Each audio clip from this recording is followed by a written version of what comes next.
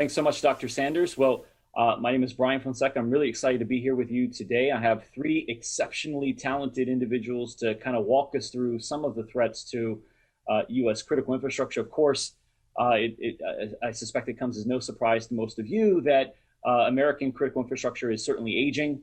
In fact, when you look at some of the scores out there, American, U.S. infrastructure is really on the tough side.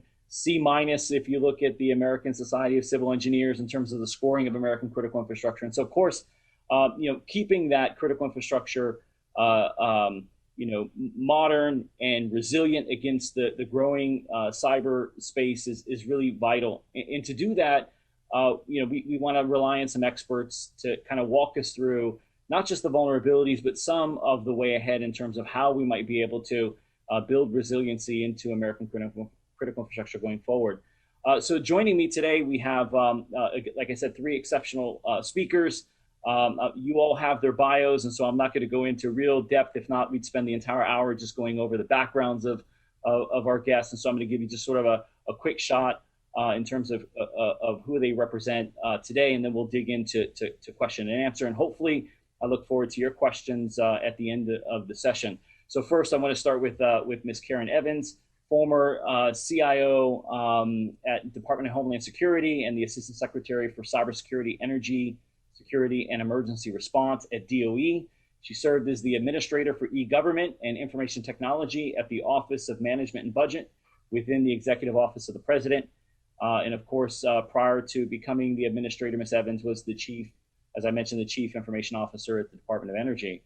Next, we have Mr. Eric Silagy, who is President and CEO of Florida Power and Light, a subsidiary of Next Era Energy Incorporated. Of course, a well-known name to Floridians, especially around hurricane season, when we're always pleading with FP&L to save us. But nonetheless, Next Era Energy is one of the largest investor-owned electricity utilities in the nation. He was appointed president in December of 2011 and CEO in May 2014. Andy Zolper is Chief Information Security Officer and Head of Technology Infrastructure for Raymond James Financial. He's responsible for all facets of information security, technology, and infrastructure engineering, enterprise platform operations, and software quality management. And I suspect we'll hear a lot about what the financial sector has been doing in terms of the securing of its infrastructure. I tend to argue it's certainly on the front end in terms of mitigating and building best practices in terms of a lot of the things that hopefully we'll talk about today. And so I'd like to sort of run this as a kind of rapid fire, tossing questions out to our speakers and then trying to create a discussion so that we can kind of get to I guess the two things I'd like to tease out: vulnerabilities and what do we do about those vulnerabilities going forward.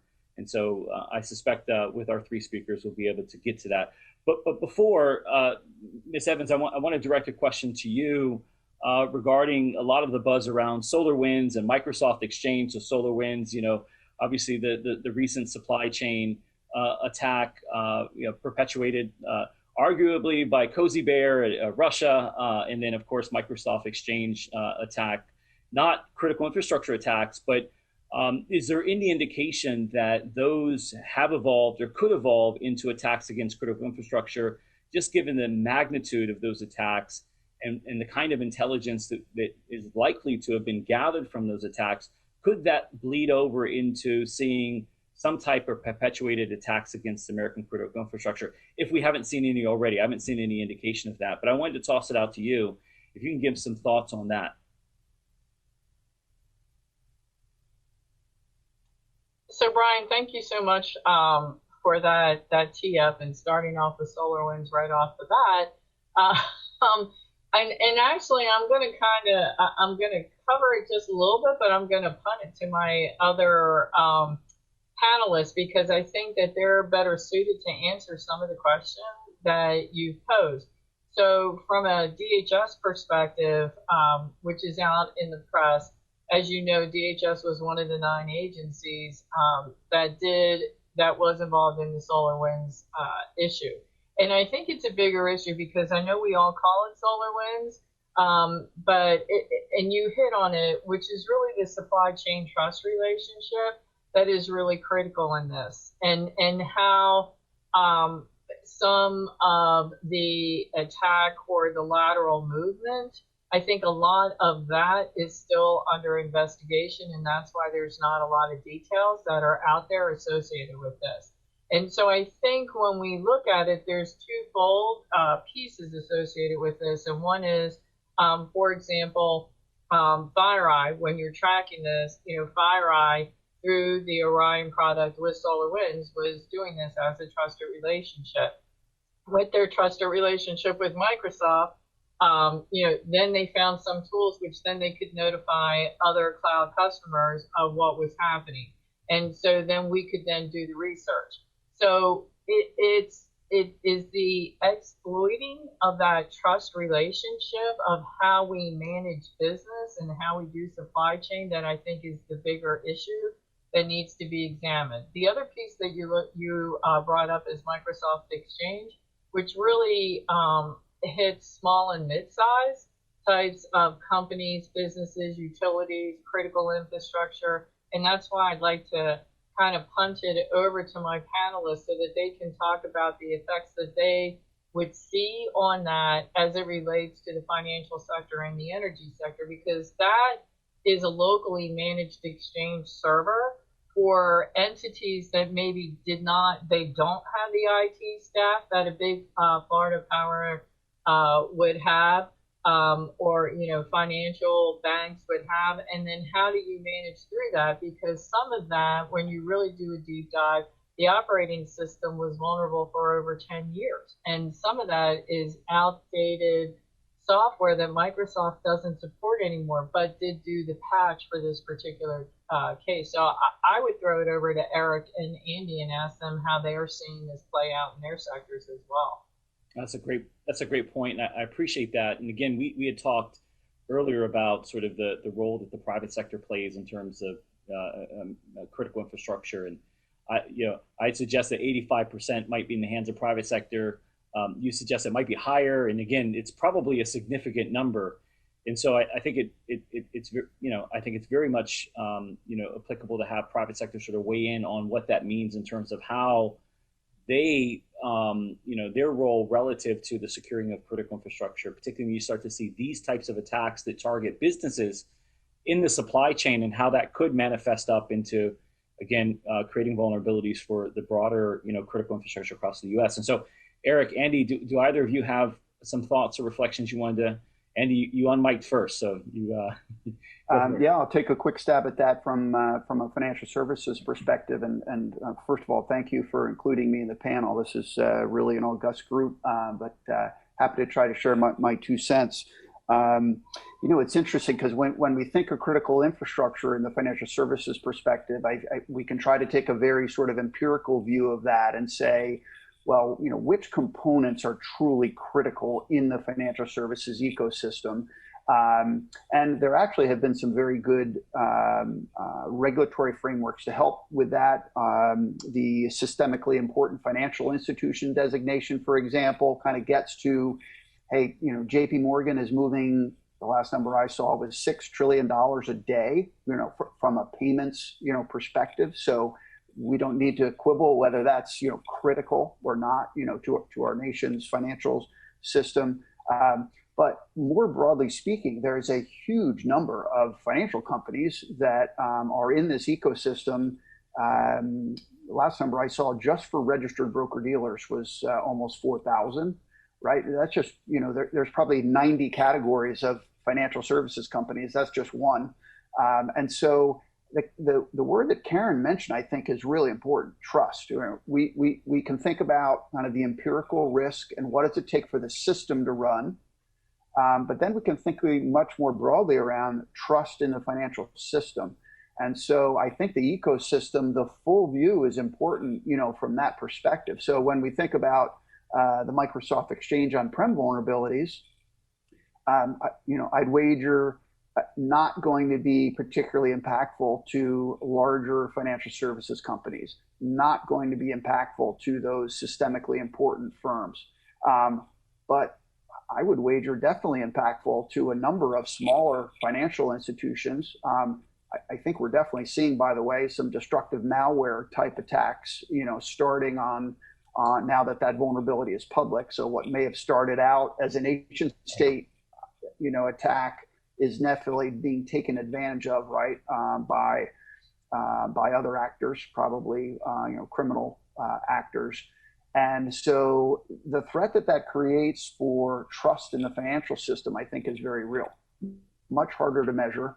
And from a policy perspective, much more challenging to think about, what do we do? But we should start by recognizing that if Main Street America doesn't trust their financial institution, whether that's one of the largest or whether that's a credit union on the corner, that's meaningful, and we need to recognize that as we're approaching it. So two-part answer, but I think both perspectives are relevant. That's a great point, Andy. Thank you for that. Eric, did you have some thoughts also? I do, Brian, and again, I'll also add my thanks for including me on this panel. SolarWinds to me is just a really good reminder for folks on the vulnerabilities around supply chain security, and supply chain security is not a new threat. It's just become a more challenging threat because of the global nature now of the economy and therefore the supply chain for not just major components, but many, many subcomponents as well. Sometimes it's even difficult to understand when you buy a piece of equipment, where are all the subcomponents that are embedded in that came from. So last year I invested $7 billion in Florida in infrastructure as an example.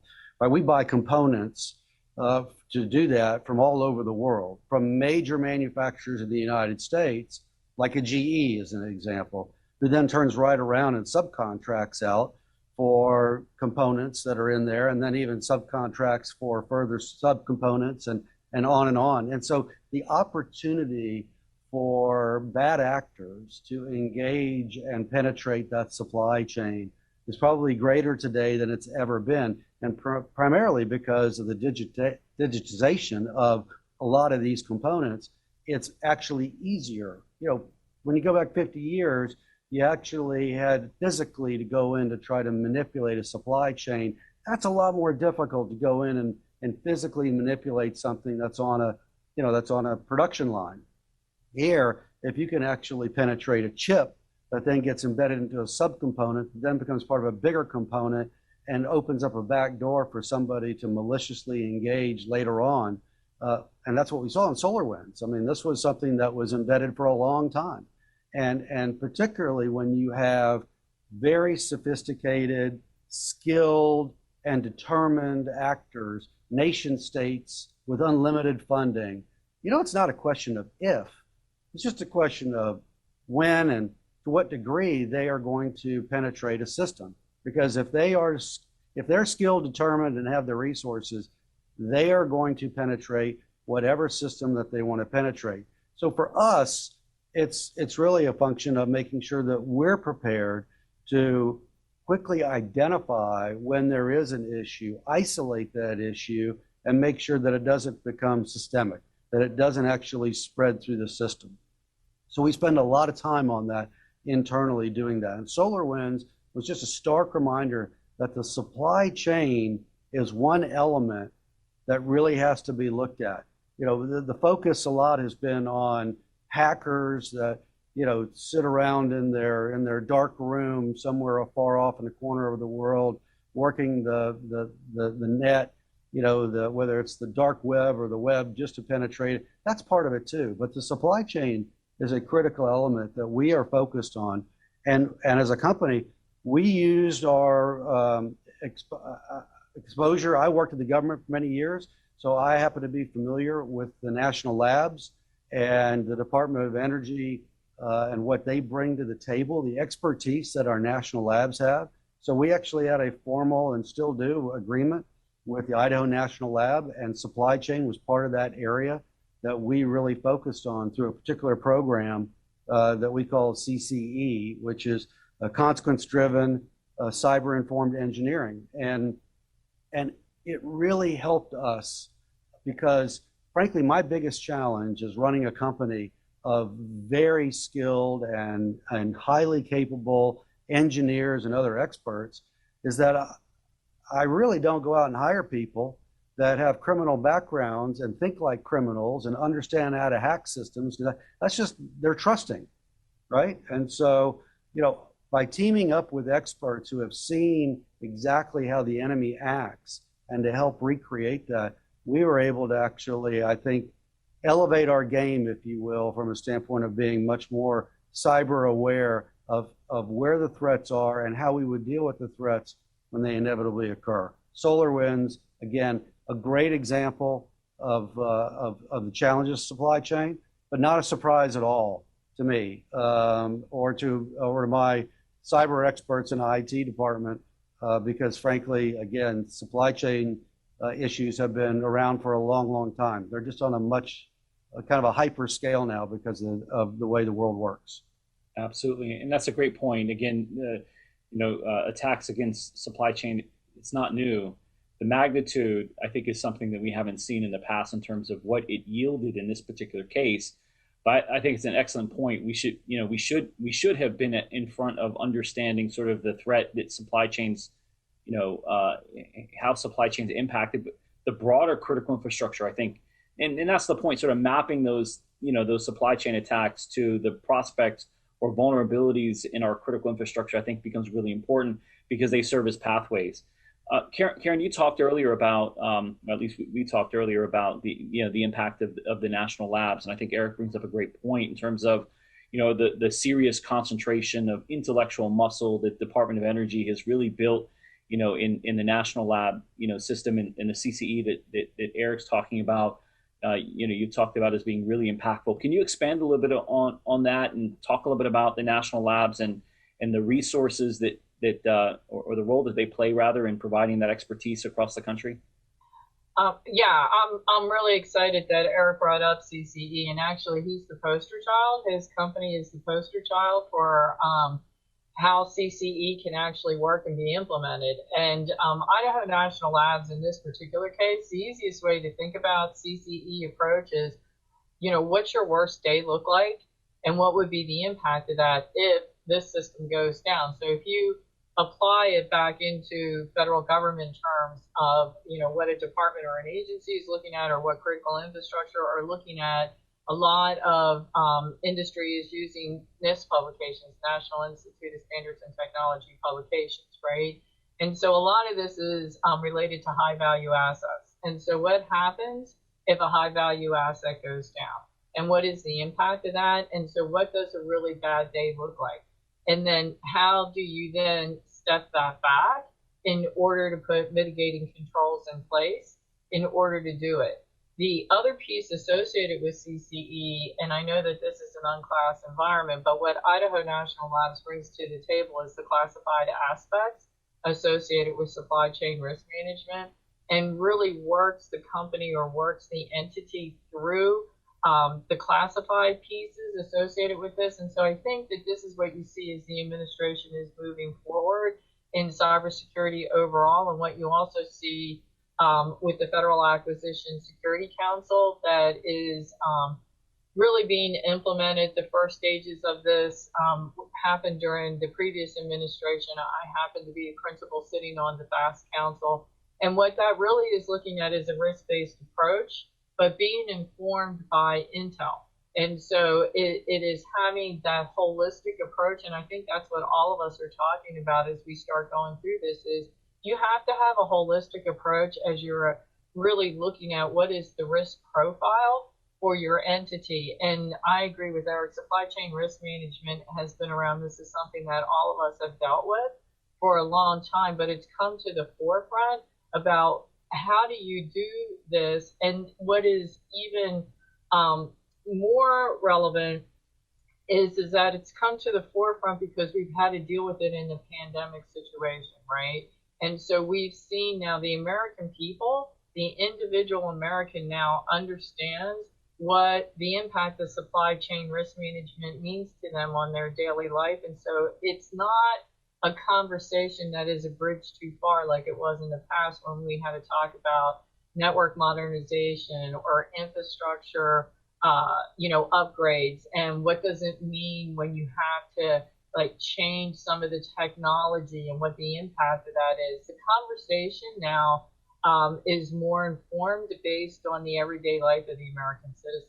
And so the national labs, I mean, there's 17 national labs. During my tenure at DOE, I got to go to 10 of the 17, but there is a specific program that DOE is working on as it relates to supply chain risk management with component parts and working in partnership with private industry, because as you said, this infrastructure is owned primarily by private industry. And so that's called the Citrix program. And that really is looking and trying to have the holistic approach, but also leveraging the knowledge of the national labs across the board. That's excellent. Thank you for that, Karen. I couldn't agree more with sort of the assessment that leveraging the national labs and getting them more involved in, in our ability to build resilience across the country is vital. I used to work at the Applied Research Center, where we had some really robust relationships with the national labs, and it's always fascinating to see the level of depth and innovation, particularly in the tech and cyberspace that we're building, in the national lab infrastructure. So I appreciate that. Yeah, Brian, if I could just add on that too. I mean, I will tell you, I can't underscore enough the value that these programs and that these technical experts bring, because again, we're all in the private sector, and we don't have visibility on a day-to-day basis as to what nation states are doing around the world, what the kind of tactics, what kind of technology they are deploying. The folks that are at the labs, these are national security experts who have been in the field for years, if not decades, right? I mean, I remember meeting with the cyber core team at INL. Those folks they have been serving our country in a variety of different capacities for decades. And so while they may not be criminals, they understand how criminals think, and they understand, how these threats can actually be manifested. And so they were very helpful for us in understanding threat assessment and how to position ourselves, layers of defense, making sure that we end up having early warning signals, and frankly, recognizing the signals for what they are. Because many times an operator will sit there looking at a screen and saying, well, gosh, that doesn't make sense. As an engineer, this shouldn't be happening. Not thinking, okay, we're under attack. And in this world, minutes are extremely valuable and dangerous to let slip by. And so they were very instrumental in helping us think differently. And I will tell you, I think we added a lot of value too, because they learned a lot about how some of our critical infrastructure actually works. And so in many respects, areas where they thought things were vulnerable, we were able to show them why they really weren't that vulnerable because of the way they were engineered. But there were other areas that they hadn't even thought about that could be disruptive if they were attacked and not addressed quickly. So a great relationship that, was great for me from an energy perspective, but I will tell you, they also do this across a lot of different industries, whether it be in other parts of the energy industry, whether it's water infrastructure, whether it's cellular and communications infrastructure. And I would really encourage people to look into this. You can go online. There's actually information about INL, and of course, there's many other labs too, Sandia and others, that all have their specialties. And you can look up the consequence-driven cyber-informed engineering, and it gives you information on it. And it really helps in the end, what's, I think, the most important thing, and that is reshaping your culture internally. Because look, we are in a war that will go on for all of our lives. This is not going away. As long as we are interconnected in the world, this is going to go on. And just like we focus every day here on safety, we have now focused everybody from the newest hired intern all the way up to me, a culture of being cyber aware. We talk about it in every meeting. I talk about it in every single communication with our employees, because if you're not actually living and breathing it every day, you're creating a vulnerability. And so being really, I think, cyber secure, whatever that means, I don't think there's I don't think there is such a thing as being completely secure, but being cyber secure means really being cyber aware. And that means actually thinking differently about the threat and being conscious of it 24/7. Thanks, Eric. Karen, I saw you on mic. I'm not sure. Yes, because I would be remiss if I didn't specifically talk about DHS and the work that the National Risk Management Center is doing in this particular area, as well, as the agreements. There are Pathfinder agreements in place between the Department of Defense, Department of Energy, and the Department of Homeland Security. And the work that the National Risk Management Center does, because this area that we're talking about, especially as it relates to national security, really brings to life what public-private partnership means. And that particular effort that was underway, that is still underway, is what we fondly call the tri-sector work. And I saw Eric shaking his head, and Andy would know about this. And this is looking at the energy sector, the finance sector, and the communications sector, and really taking the approach about how do you come up with the risk factors, and what does this mean for the United States, and how do we prioritize the risks so that we can protect those critical life functions across the board, and how that works. And so there has been a lot of ongoing work in this particular area cross sector. We even did an exercise up at the War College with the energy sector and the finance sector. That particular exercise brought in a whole lot of what does Defend Forward mean for Department of Defense, with the Department of Homeland Security, with the ISACs participating, with and the information sharing and analysis centers, making sure I cover those. And we actively worked what would happen and how would that information share across these sectors, because of the integration and the necessity and the risk associated with energy, finance, and comms. And so I would be remiss if I didn't bring all that up about how that's working from a national security perspective on the government side in partnership with the private sector.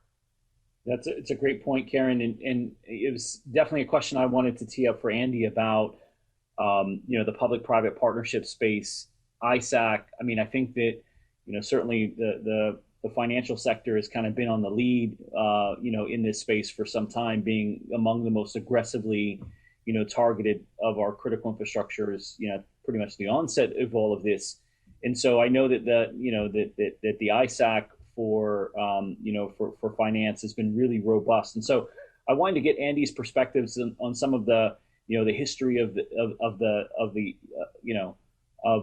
finance, in the sector's ability to kind of get at some of these problems. So if you can talk a little bit about that, and then where that ISAC has been really valuable in terms of helping create information sharing across the broader public-private spaces. Yeah, it's really important to mention, if the audience is not familiar with the ISAC model, information sharing and analysis centers. If I recall correctly, this goes all the way back to an executive order from President Clinton, I believe, as the kernel of the idea to sort of build on this notion of public-private partnership. And probably like anything, adoption was sort of a slow curve that then picked up speed over time.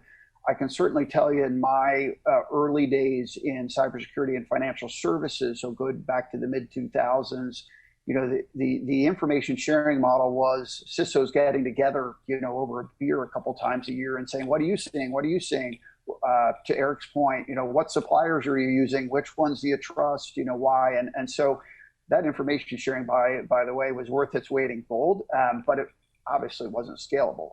And if you weren't there, you missed the conversation. So the ISAC model really, with the leadership of some of the top firms and leadership from, the federal government, really started to put some structure around how can we make this information sharing regular, recurring, valuable, and bidirectional. And I would say, again, just my rough guess, up until about maybe 5 years ago, I would have said, and I think anyone in my job in the private sector financial services would have said, the huge value was the peer sharing. Up until 5 years ago, we weren't really getting a ton of useful information to us from the federal government.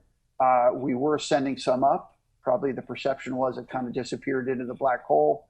But the structure enabled peer sharing, which was phenomenal. And so, the dues were worth it, right? I think that was a sense. I have to say, really, in the last 4 to 5 years, the consistent effort of government, and really, I think DHS has been the lead. The Treasury has also put a tremendous effort into figuring out, and it's a tough problem. I don't need to tell this group with all of your government service, how to grapple with this problem of how do we provide anything that approaches actionable intelligence, into the commercial sector. Certainly we can get some individuals access to classified materials, get them a clearance, but again, to make it scale, somehow we have to abstract it enough that we can share it broadly, but still have it be meaningful. And that's a tough problem, and it's really working. Again, I'll tell you, for the most part, an individual in my seat, we don't care tremendously about attribution. In other words, I don't need to know it's Cozy Bear. I need to know what will the attack look like from a technical markers perspective, and generally speaking, what's their objective, right? And that's all I need to know. And I can then tune my defenses and be better prepared if and when that attack turns to me. And I would say that ISAC model, which again started with some CISOs sharing a beer, has scaled tremendously. Last number I saw, active participants for threat intelligence in the financial services ISAC was approaching 4,000 firms, right? Not members, but actively sharing, intelligence. And the old saw that the attacker has all the advantage. You really start to turn that on its head if you think that, well, the attacker has to go after someone first, and they're almost always going to test their attack to make sure it works at a fairly small scale on someone. If I can really be plugged into that information sharing stream, the likelihood that I'm first is very, very small. I'll call it 1 in 4,000 then in financial services in the ISAC model. And so if one of my peers sees that attack, or for that matter, a government partner shares information about that attack, I can then tune my defenses. So back to Eric's point before, I really need to concentrate on my nimbleness, being plugged into that information flow, and then being ready to make adjustments very quickly. Now it's really hard for the attacker, isn't it, right, to get beyond sort of a prototype, a proof of concept attack that they want to scale, and then find out that those who are paying attention, have prepared themselves for that. So that's really powerful. And I think the ISAC models work well. Now, I think there's up to 26 ISACs now, so this model has really taken off. And yes, I think the ISACs are, it is a journey, and so it takes time to build that maturity and to see the proof of value and really get firms to invest time in it. We have an internal metric, by the way, that we track of how much we share back to the ISAC. So, not just being a taker, you really want to be a giver to make the model work. And I can tell you, my threat intelligence team, they just glow when they share something back that we've seen first, and we're able to, be an early sharer of that type of information. But the other thing I just want to touch on, particularly because there's a ton in the media around, if only the federal government would share more, if only the federal government would do more. I just want to give a shout out to law enforcement, both federal and local, but particularly federal, DHS, and I mean, down in the trenches, their willingness to engage with us, their willingness to share information, their willingness to listen, their willingness to learn more about financial services so they have the situational awareness, to do their jobs. It's tremendous. And again, I think that's changed really remarkably, in the last 5 years, certainly, in the last 10 years. And so that message is being received as well, right? That every individual really has to have an understanding of cyber. The number of individuals with certification, again, if you go to the Tampa field office, FBI or Secret Service, the number of individuals with certifications, experience in cyber, it's night and day difference, compared to what it was in the past. And that's meaningful to us, right? That's who we're interacting with on a daily basis for incident response and things like that. So we notice, and it really makes a difference. And I just want to say thank you for that. Thanks, Andy. Eric, I saw you on mic. Yeah, so I would just also like to add in, It has really changed, I think, in the last, I'll say, 5 or 6 years as well, from a standpoint of just the level of engagement that we've seen on the federal side and the information flow. And Andy touched on it, and I think he made the point very well. Look, it's challenging because there is a lot of classified information. It's not always easy for folks in the government to disseminate that into the private sector. But there are methods to do that. There are security clearances that can be granted. That has to continue on. And so we can actually, as the private sector, get as much as possible real-time actionable intel so we can, as Andy put it, kind of fine-tune the defenses for whatever is the inherent threat at the time. And at the same time, be able to also flow that information back as we're starting to see whatever may be an advanced penetration coming in, and get that information as widely distributed as possible. So effectively, we harden the target, right? Everybody ends up being a much hardened defense. And that ends up being the biggest deterrent for the attacker, because they just don't think they have the ability to really penetrate it. So I think, and again, all the way down to local level in law enforcement, the cooperation, I think the awareness has significantly gone up. The other thing I would say is there is nothing like, and of course with the folks who are involved in this conference being so heavily steeped in our defense complex, they'll appreciate this. There's nothing like training and drilling for this. And so we train and we drill every year. We have a cyber tabletop exercise. We also have a storm drill that we do every year for a major hurricane hitting our system. And many, many times, because I have the liberty of putting in what we call injects, which are unexpected events, I will throw in a cyber-related issue in the middle of a storm response drill. And we actually reach out to FBI, Secret Service, sheriff's departments, and we say, here's the issue, right? We have a hack going on in our customer service system. They're trying to get customers to provide, they're using an FPL website to get customers to provide personal information under the guise that your electricity will get restored that much more quickly, which, when your power's out, you're desperate. People do all kinds of crazy things to let their guards down. We try to think about, again, when would things happen? How would they strike? And train for everything we possibly could think of so we can deal with the unexpected. And working actually with local as well as federal and state law enforcement on training exercises is invaluable. And I'd encourage folks to do that wherever they can. And I want to say thank you to all of the agencies who have helped us make those as realistic as possible. Thanks, Eric. And another dimension to that, of course, is the international space in which, the cyber threat is global in nature. And again, that ability to, push information, not just within the border, but across borders to make sure that, we're understanding what's popping up in different parts of the world, especially as it relates to how, global actors like China, Russia, and others are playing in those spheres where they feel most comfortable sort of unleashing these types of capabilities. And so I think that that international dimension is really important. I'll take moderator privileges as kind of plugging a program that we have at the university here at FIU, in which we're building out a global research security community that's virtual, akin to building on the successes of ISACs in terms of the ability to bring whole of nation, whole of hemisphere into these discussions, because it's not just about what the government can provide. It's not just about what private sector, but there's civil society organizations, academic institutions. There's a broad, vast, bench of expertise on the ground that can provide a lot of input and sort of enhance that, that sharing of information that I think builds resiliency into the processes, that we all sort of embrace as part of our, our respective business lines. And so, that international dimension I think is also, vital. But it's part of this broader, again, information sharing ecosystem that I think does help build resiliency, as well as sort of the timing and how immediate that information is, and how much that could be valuable to to entities that might experience some of those attacks. Karen, you unmiked, but now I want to come back to Eric. I have a question for Eric, and then. Well, but I wanted to thought provoke you in your initiative as you're going forward, and I think Eric will jump on this too.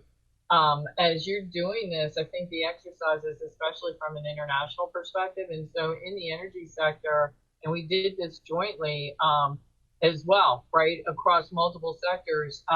The ISAC, which is the EISAC, runs an exercise, GridX. And so that is international. They ran it international this last go around because the grid transcends our border, right?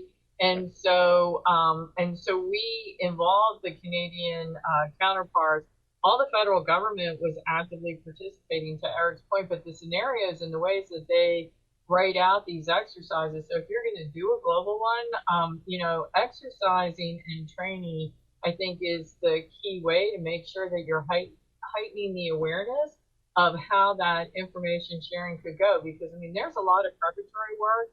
And when you look at how GridX evolved and how DOE does exercises, DHS does their exercises as well across the board as it relates to all of this, helps prepare entities to know, hey, this might be my shortcoming. So this is the investment plan I have to go forward with so that I can make the business case, because we weren't aware of some of these other issues that we needed to do. The exercises provide so much foundational awareness and education that allows for the regular processes to actually feed into that so that you can get and build yourself into these investments the way that it has to work across many ecosystems. So I'll stop there because I'm a big proponent of those. That's a great point. And it also leads to harmonization across different sectors and communities that build sort of, similar playbooks in terms of how they're going to respond and react, largely off of best practices that exercises and real world experiences, lend. Eric, I want to come back to you about a question that you had raised in a previous meeting that we had about the potential to black out America. I thought that was a fascinating conversation. I wanted to tee that up for you. Can that hacker sitting in the garage, surfing the dark net, actually take down America's electricity energy infrastructure? Yeah, it makes for great Hollywood, but no, I think that is an exceedingly difficult, if not impossible, challenge for somebody to do remotely. It would have to be a well-coordinated attack that would cover a lot with physical assets, going in and penetrating a variety of different parts of the country, simultaneously taking down critical infrastructure. It would be something that a person from a computer terminal doesn't have the capabilities of doing. Now, that's not to say that, there are ways to be disruptive beyond blacking out the United States. But, there are many different layers of defense that are built in, both from a cyber perspective as well as physical, and frankly, even engineering out vulnerabilities. And that may be through utilizing, technology like diodes. It might be air gapping certain critical infrastructure facilities. It's also engineering in redundancy. So there are a lot of different areas where, at least from the electric infrastructure side, I can speak to that people have very thoughtfully looked at ways to build in redundancy and therefore energy security in the process. That doesn't mean you can let your guard down, and that doesn't mean you should always be challenging your thinking and not being relaxed about it. I mean, again, and Karen was talking about this is about really understanding from everywhere in the world where vulnerabilities have occurred. So the Ukraine was attacked by Russia and did have actually an issue in the grid. We received a lot of very helpful intel, declassified. And again, to Andy's point, I don't need to know what our sources are. I don't need to know where the intel came from. As long as our folks, are the people who need to know, say that this is actually good intelligence, that's fine with me. I just want to learn what happened, and therefore, what can we do to prepare otherwise? This is really no different than what we have learned through the hard way over decades of dealing with storms, right? Every single storm, every hurricane, tornado, whatever the event is different. Mother Nature is never exactly the same. And so we learn from every event. Every time I send crews across the country to help another utility get their lights back on, we also learn from those events. And so what we do is we try to incorporate all those lessons learned, and we train and we drill around those to prepare for everything that we can possibly anticipate could happen, because we've seen it happen before, or we've seen it happen to others, so we can deal with the unexpected.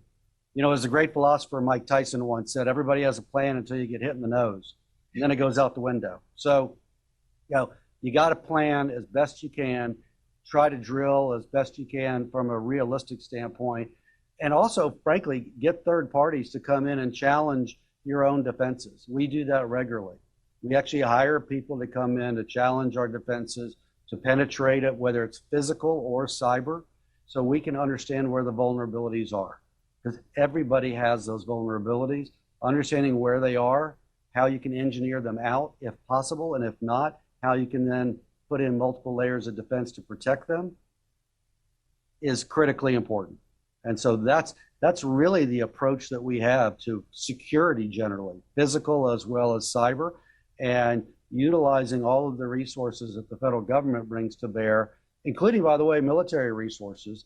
You know, I've got immense talent in the company that came right out of the military, whether it was in cyber training that they had or other training that they had, that they helped man our 24-hour cyber defense center. So again, it's a partnership that really, really does pay off to have, you know, those layers of defense. But sure, if again, especially if it's a nation state that is unlimited in their resources and they're really focused on trying to be disruptive, then they will be disruptive. But I think it would be relatively limited as long as we keep our guard up. Thanks, Eric. Andy, I see you on mic. Go for it. Yeah, I just wanted to add an extra thought on to what Eric was touching on. Particularly, think our audience will include, you know, CEOs and business leaders at of various size firms. There's another great resource, from the federal government, from NIST specifically, and the cybersecurity framework that was developed there, that and associated materials. I mean, they really. There's no excuse not to sort of understand what's the fundamental framework I really should have in my company. And yeah, you don't need to be a lifelong cyber practitioner to absorb that and think it through as a business, as an organizational leader. And really important notion to understand that there's a maturity roadmap, right? To Eric's point about penetration testing, or the concept of red team testing, you know, let me have a real crack team from the outside, try to test my defenses. From a maturity perspective, that's a technique to use when you think your defenses are pretty darn good. If you're not doing the fundamentals, don't start with red team testing, because, you know, they're just going to, in a half an hour, compromise you. And frankly, you're not even going to really understand what happened. So, but, you know, many people will hear, oh, that's what red team testing. Team, are we doing red team testing? No, we're not doing red team. Let's go get red team testing. Well, hold on a second. Are you really ready for that, you know, in your journey? And so the NIST framework can really be a super helpful tool. There are others that are available, but particularly in its roadmap for maturity, I think that's a really helpful tool, so that everyone should be socializing with themselves and their teams. You know, Eric said before, think differently. I wrote it down, right? This is not going away. In fact, some would argue, in terms of, you know, technology adoption, this may be scary, but we're kind of in the early part of the adoption curve, to be honest, if you think about what's going to happen in the next 50 years compared to the last 50 years. So not only is this not going away, but it's going to get a lot faster. And so we just need to think differently about this and build it into our organization's DNA. So that means every leader in the firm is a risk leader. It's not a task done by a team of specialists behind the dark curtain. And in financial services, of course, you know, every business leader traditionally would have been a, you know, credit risk, expert, to pick one example. But they need to be developing their cyber risk expertise as well, to understand the fundamentals and make sure they're applying it to their business decision. And then a team like mine is there to help, versus, hey, I'm doing my day job, and, you know, some other team somewhere behind the dark curtain is doing the cyber stuff. That's not a good model. Thanks, Andy. And since you plugged NIST, I also want to plug the NICE framework, the National Initiative for Cyber Education, which they just recently updated in 2020, but it's an exceptional approach to understanding pathways into the cyber workforce. And that may tee up a question about workforce preparation in terms of what your organizations are experiencing in terms of how we're able to get workforce into organizations that have a cyber awareness. Eric, as you mentioned earlier, understand the problem set and apply it to a variety of different functions within an organization. Tech is now everywhere. And so that means whether you're doing accounting or you're more on the hard science side, there's threats and vulnerabilities that these organizations have. And so I want to ask a little bit about workforce development and some challenges you have there. I think maybe before that question, Karen, did I see you on mic, and did you want to get on the last question? Well, I want to, so I'll integrate all these since we're doing a big plug here for NIST. And so the NIST, I mean, part of, and I'm going to go all the way back to SolarWinds, which will then get into the workforce issues, which will then get into NIST publications. So when you use the NIST framework for folks, it does take into consideration if your technical teams are following different standards, all the different standards across the board as it relates to different segments in the NIST framework. Really go into a cycle, right? And so what we've really spent a lot of time on as a nation is respond, recover. So we've been talking a lot about respond, recover, right? And what we really want to do is change the dynamic so that you're in protect, detect. And so that's the shifting of the paradigm, right? And so the SolarWinds and really looking at the enterprise and then looking at holistically, if you use these different tools like CCE or the NIST publications or the workforce, you really have to still shift the paradigm into I need to protect and then I have to be able to detect so that I can respond and then recover. And that is the vernacular. So regardless of where you fall in that spectrum, every CEO is into that. What is the risk to my enterprise, right? So this then risk comes in multiple ways, and it's not just the cyber. So the risk is physical risk, it's workforce risk. Do we have the cyber acumen? And I think that's part of what you're really talking about. Eric talked about cyber culture, but it's cyber acumen depending on wherever you are with specialists. So the spectrum goes, and it varies, and that's what you see with the NICE framework. I've worked this workforce issue for over 10 years and had the U.S. Cyber Challenge that I put in place. And then at DHS, Congress really gave DHS some really great tools so that this will mean something to the federal government participants. They're all hired under what we call Title V, which is pretty restrictive in the way that we can recruit. And DHS is in the process of hiring what they call the Cyber Talent Management System, but it's really based on the ability to demonstrate the potential. So you don't necessarily have to come out with a computer science degree. It's the way, it's a series of tests, right, is the easiest way to really look at this and really get to the acumen and get to the potential of that individual, knowing what is my risk profile and what types of skill sets do I need to have in order to maintain. If I have a really low risk profile, like I'm not tolerating any risk whatsoever, then you're going to have to really figure out a robust roadmap, right? And you're going to have some really strong people who are going to be able to understand risk holistically, and then what are your high value assets. And the last piece that I'm going to throw out there is NIST just did another update to a publication which we were fondly calling 171, which is with control but unclassified information. It's now 172.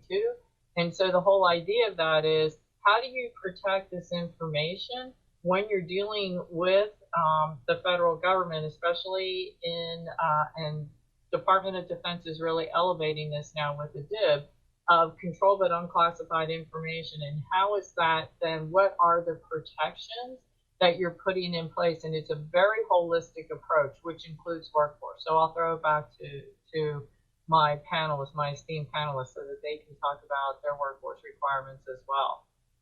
Thanks, Karen. And as you referenced it, more broadly speaking, culture, right? And the sort of shift in our culture to be far more, I think, suspicious, paranoid, but also resilient to the threats that we're seeing in cyberspace.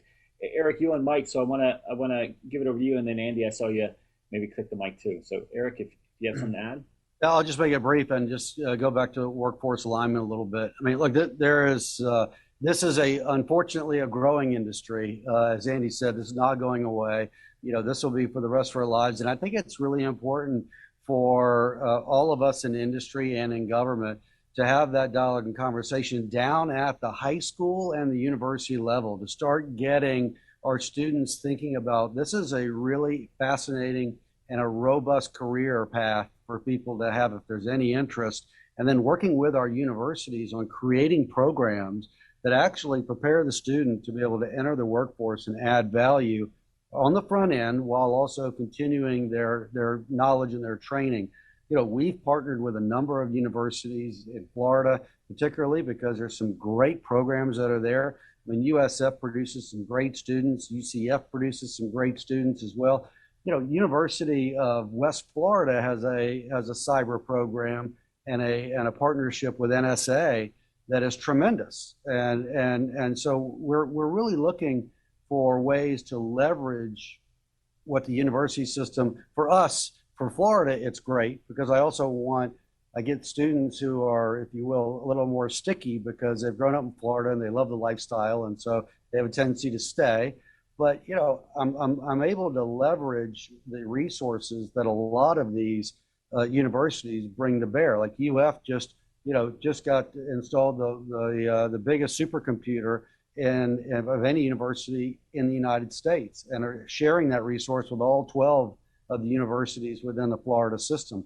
So, we have a great opportunity to leverage those resources, again, working with our federal government. Security clearances for students are going to be important and a challenge, but what a great way also to get a young student focused on the importance of making sure that they do the right thing all the time, because they're going to have to go through security clearance, which, when you start filling out that form, it gives you real pause to think about how you conduct yourself.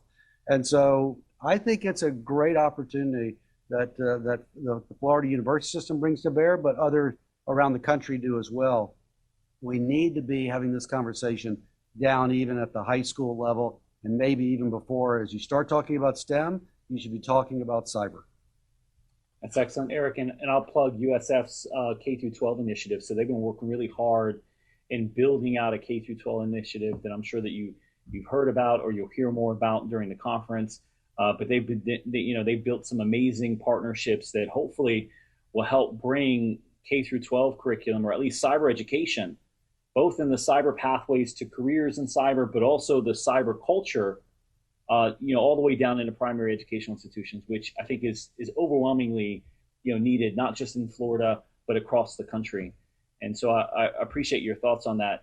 And before I hand it to Andy, one last plug. We at FIU, we're very proud to be one of, I think, 3 FPL call centers. And so the ability for private sector to engage in these spaces, we're entertaining across the state the development of a security operations center or security operations CSOCs across the state, in which we can get, our students in the fight a little earlier as they make their pathways in the career, but also puts more eyes on glass to support some of the threats that we're seeing to critical infrastructure more broadly.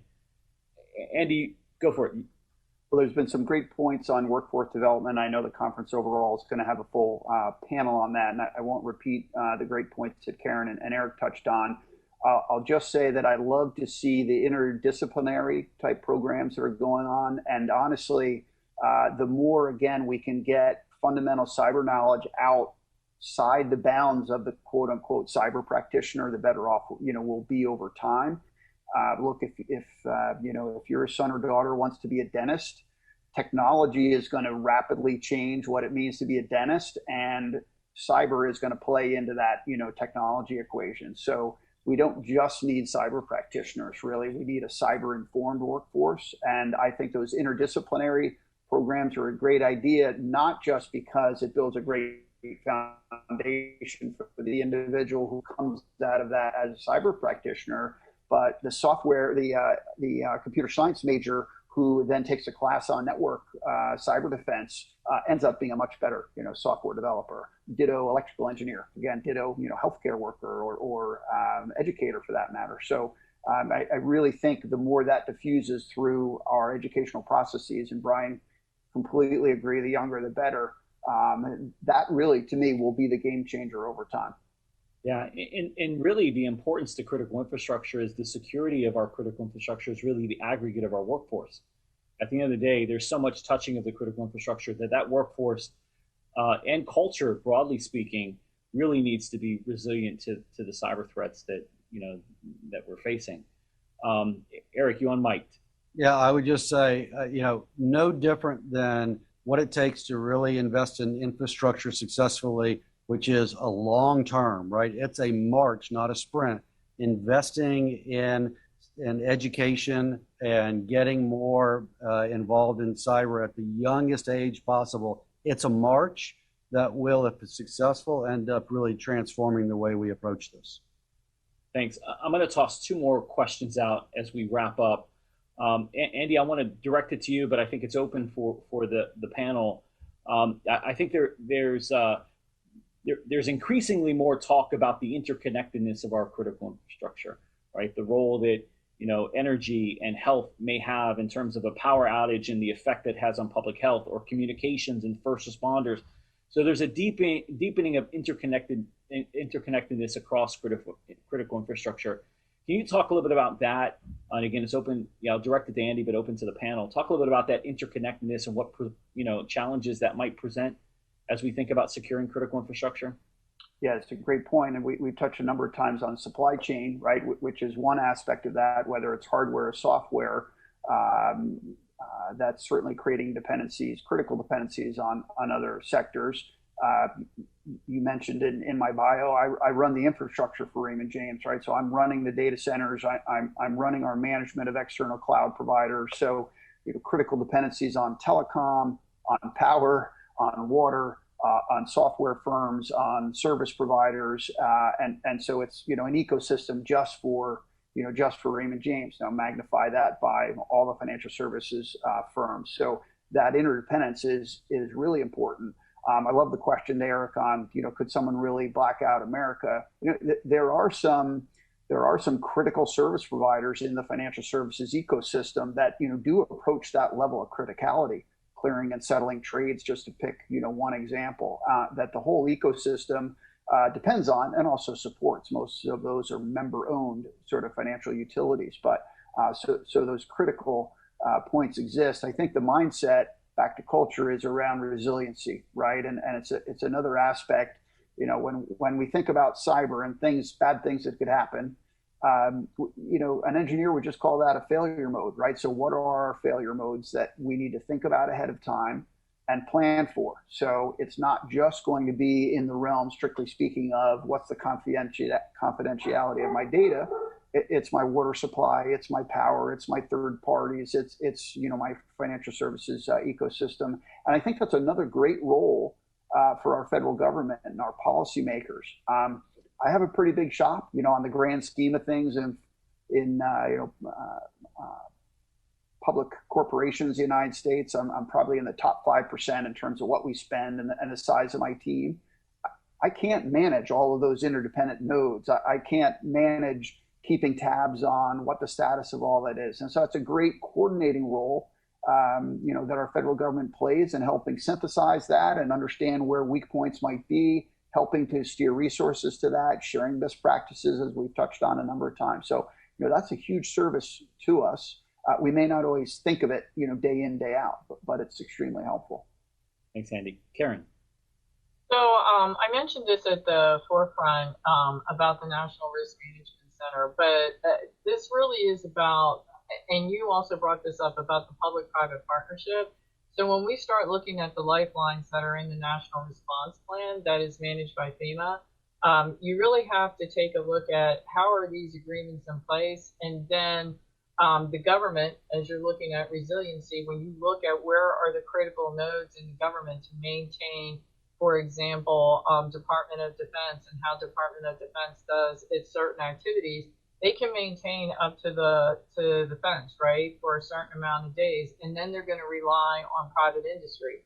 And so they're going to have to be agreements in place. And when you start looking at, okay, so Eric enters into an agreement with Department of Defense to do X, Y, and Z, he may have to make some really hard decisions about, well, there's also a local hospital in Florida or a local senior citizen home. You know, how does that work? And so it's the whole of the country. And this is part of what private industry is raising these issues about, you know, oh, if we make these decisions or if we're directed by the federal government to prioritize in a certain way, then the question comes up about what kind of liability protections do these different industries have when they start making, they start implementing what the federal government then says, this is what we need to have for resiliency for the United States. And so those conversations are underway. Those agreements, you know, are being looked at. That's what the National Risk Management Center is looking at as it relates to the lifelines. Those are discussions that have to happen.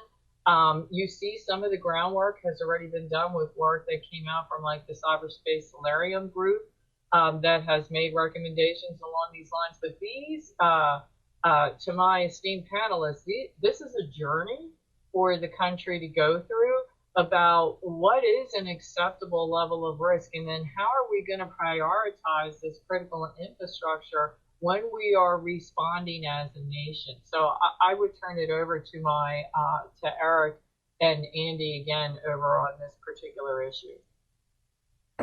So I'm smiling, Karen, because, oh my gosh, we could have a whole panel just on this conversation.